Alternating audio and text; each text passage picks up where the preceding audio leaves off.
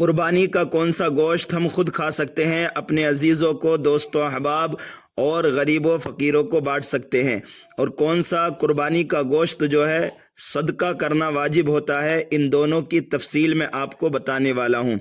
سب سے پہلے وہ گوشت جو ہم خود بھی کھا سکتے ہیں، اپنے عزیزوں کو اور غریبوں کو بانٹ سکتے ہیں۔ نمبر 1، اپنی طرف سے کی گئی قربانی کا گوشت۔ نمبر 2، اپنے والدین یا اپنی اولاد کی طرف سے کی گئی قربانی کا گوشت۔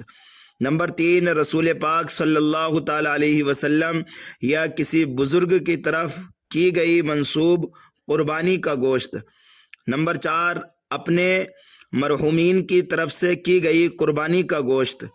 نمبر 5، عقیقے میں قربانی کا حصہ کیا تو اس عقیقے کی قربانی کا گوشت ہم خود بھی کھا سکتے ہیں، اپنے دوستوں، احباب اور رشتہ داروں کو اور غریبوں فقیروں کو سب کو کھلا سکتے ہیں، اور اگر گھر کے اندر زیادہ لوگ ہیں تو سارا گوشت جو ہے ہم اپنے گھر میں بھی استعمال کر سکتے ہیں، اور سارا گوشت جو ہے صدقہ بھی کر سکتے ہیں۔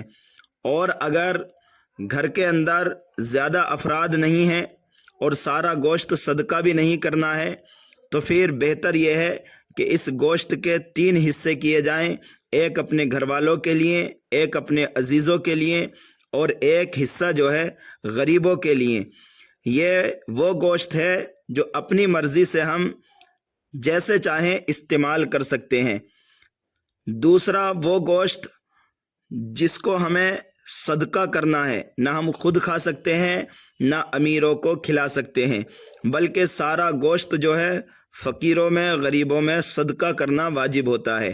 نمبر 1، منت مانی تھی اور وہ منت پوری ہو گئی تو اب اس منت کا جو گوشت ہے وہ سارا صدقہ کرنا ہوگا۔ نمبر 2، مرحومین کی طرف سے ہم نے قربانی کی اور مرحوم نے جو ہے انتقال سے پہلے وصیت کی تھی قربانی کرنے کی، اور اب اگر قربانی کر دی ہے تو سارا گوشت صدقہ کرنا ہوگا۔ نمبر 3، اگر کسی نے پچھلے سال کی قربانی کا حصہ کسی جانور کے اندر ڈال دیا یا پچھلے سال کی نیت سے جو ہے قربانی کی اور بعد میں پتہ چلا کہ اسے قربانی نہیں بلکہ جانور صدقہ کرنا تھا یا پھر اس کی قیمت صدقہ کرنا تھا، لیکن اس نے پچھلے سال کی نیت سے قربانی کر دی تو اب سارا گوشت صدقہ کرنا واجب ہوگا۔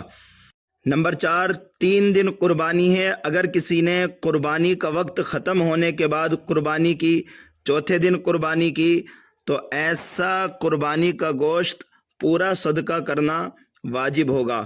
نمبر 5، وہ جانور جس میں کچھ لوگ اس سال کی نیت سے حصہ کیے تھے اور کچھ لوگوں نے جو ہے پچھلے سال کی قربانی کا حصہ ڈالا، ایسی صورت میں جنہوں نے پچھلے سال کی قربانی کا حصہ ڈالا اور جنہوں نے اس سال کی قربانی کا حصہ ڈالا، سب کو سارا گوشت جو ہے صدقہ کرنا واجب ہوگا۔